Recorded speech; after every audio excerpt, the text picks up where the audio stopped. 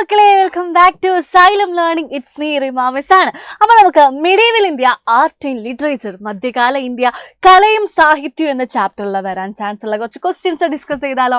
Yes, നമുക്ക് നോക്കാം. First question ഇതായിരുന്നു, ആരായിരുന്നു പല്ലവന്മാർ? എന്താണ് ഈ പഞ്ചരഥങ്ങൾ എന്ന് പറഞ്ഞാലും? Who were Pallavas? What is Pancharathas? എന്താണ് പഞ്ചരഥങ്ങൾ? അപ്പോൾ മിസ് പറയേണ്ട ആവശ്യമില്ലല്ലോ, നമ്മൾ ഓൾറെഡി പഠിച്ച കാര്യമാണ്.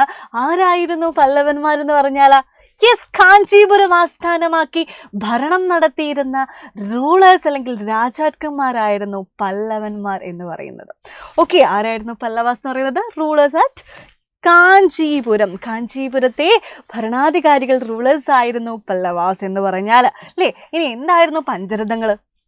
നമ്മുടെ പല്ലവന്മാർക്ക് എന്താണ്, ഒരു മേജർ പോർട്ട് സിറ്റി ഉണ്ടായിരുന്നു കേട്ടോ, മഹാബലിപുരത്ത്.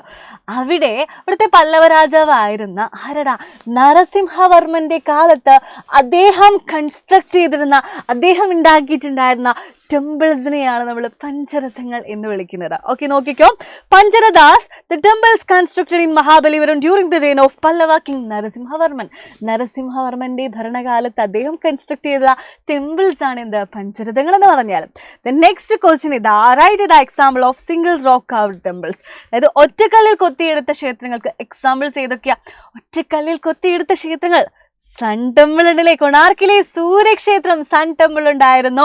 ദെൻ പഞ്ചരഥങ്ങൾ ഒറ്റക്കല്ലിൽ കൊത്തിയെടുത്തതാ. പിന്നെന്താ? യെസ്, മഹാരാഷ്ട്രയിലെ കേവ് ടെമ്പിൾസ്, മഹാരാഷ്ട്രയിലെ എല്ലോറയിലെ ഗുഹാക്ഷേത്രങ്ങൾ, ഇതൊക്കെ എന്തിനുള്ളതാ? ഒറ്റക്കല്ലിൽ കൊത്തിയെടുത്ത ക്ഷേത്രങ്ങൾക്ക് എക്സാമ്പിൾസ് ആണ്. ദെൻ നെക്സ്റ്റ് ക്വസ്റ്റ്യൻ ഇതാ, നമ്മളോട് ഇൻഡോ ഇസ്ലാമിക് വാസ്തുവിദ്യാ ശൈലിയിൽ വന്നിട്ടുള്ള ആ ഒരു ശൈലിയുടെ, ഇൻഡോ ഇസ്ലാമിക് വാസ്തുവിദ്യാ ശൈലിയുടെ 3 പ്രത്യേകതകൾ എഴുതാൻ ചോദിക്കുകയാണെങ്കിൽ നിങ്ങൾ എന്ത് എഴുതണം? ഡെവലപ്ഡ് സുൽത്തനേറ്റ് പീരീഡ്, സൽത്തനത്ത് ഭരണകാലത്താണ് എന്താ ഈ ഒരു ശൈലി വന്നിട്ടുണ്ടായിരുന്നത്. ദെൻ ഇവിടുന്ന് എഴുതാം ഫീച്ചേഴ്സ് എന്തൊക്കെയാ, നമ്മുടെ എന്തൊക്കെയാ ഈ ഒരു ശൈലിയിൽ വന്ന എന്തൊക്കെയാ? നമ്മുടെ താജ്മഹൽ ഉണ്ട്, കുത്തബ് മിനാർ ഉണ്ട്, റെഡ് ഫോർട്ട് ഉണ്ട്, ഏതാണ് ജുമാ മസ്ജിദ് ഉണ്ട് അല്ലേ, എല്ലാം ഉണ്ട്, ഹുമയൂൺസ് ടോംബ് ഉണ്ട്. ഇതിൻ്റെയൊക്കെ പ്രത്യേകത എന്താ? നമ്മൾ പറഞ്ഞിട്ടില്ലായിരുന്നോ? ആർച്ചസ് അല്ലെ, കമാനങ്ങൾ ഉണ്ടാവും, ഡോംസ് താഴികക്കുടങ്ങൾ, നമ്മുടെ അതിൻ്റെയൊക്കെ താജ്മഹലിൻ്റെ ഒക്കെ മുകളിൽ കണ്ടിരിക്കുക താഴികക്കുടങ്ങൾ, ഇങ്ങനത്തെ അതൊക്കെ ഇതിൻ്റെ എന്താണ് പ്രത്യേകതകളാണ്. അതിന് എവിടെ നിന്നൊക്കെയാണ് അത് കൺസ്ട്രക്ട് ചെയ്യാൻ ആൾക്കാർ വന്നത്? തുർക്കിന്നും പേർഷ്യയിൽ നിന്നൊക്കെ എന്താണ് ആൾക്കാർ വന്നിട്ടുണ്ടായിരുന്നു. നിങ്ങൾക്കറിയാവുന്ന, നിങ്ങൾക്ക് ഏറ്റവും സിമ്പിളായി തോന്നുന്ന 3 പോയിന്റ്സ് എഴുതിയാൽ മതി. നമുക്ക് ഡെക്കറേറ്റ് ബിൽഡിങ്സിന് വേണ്ടിയിട്ട് എന്താ, ഫ്ലവേഴ്സ് ഒക്കെ ഉണ്ടായിരുന്നു. പിന്നെന്താണ്, നല്ല വിശാലമായ ഗാർഡൻസ്, സ്പീഷ്യസ് ആയിട്ടുള്ള ഗാർഡൻസ് ഒക്കെ ഇതിൻ്റെ പ്രത്യേകതയാണ്. ഇൻഡോ ഇസ്ലാമിക് വാസ്തുവിദ്യാ ശൈലിയുടെ പ്രത്യേകതകളാണ്. നിങ്ങൾക്ക് ഇഷ്ടമുള്ള ഒരു 3 പോയിന്റ്സ് എഴുതിയാൽ മതി.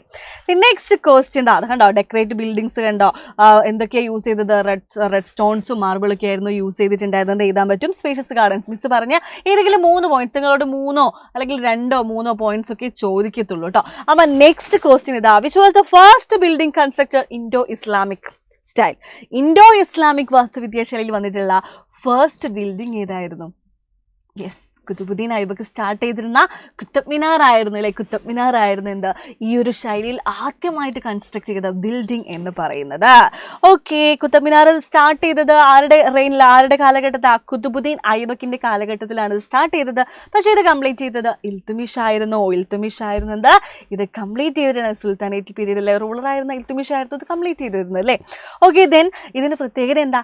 Tall tower and balconies projecting from other striking features of this building. ഈ ഒരു ബിൽഡിങ്ങിന്റെ പ്രത്യേകത എന്താ അറിയോ? അതായത് പുറത്തോട്ട് ഉന്തി നിൽക്കുന്ന എന്തായിരുന്നു, തള്ളി നിൽക്കുന്ന ബാൽക്കണികളൊക്കെ ആയിരുന്നു ഇതിന്റെ സവിശേഷത എന്ന് പറഞ്ഞാൽ. ഓക്കെ, അപ്പോൾ ഇത്രയും ക്വസ്റ്റ്യൻസ് നമ്മൾ പഠിച്ചു വെക്കണം. ഇത് മാത്രമല്ല, കുറച്ച് ക്വസ്റ്റ്യൻസ് കൂടി വരാനുണ്ട്. നമുക്കത് അടുത്ത വീഡിയോയിൽ ഡിസ്കസ് ചെയ്യാം. ബൈ.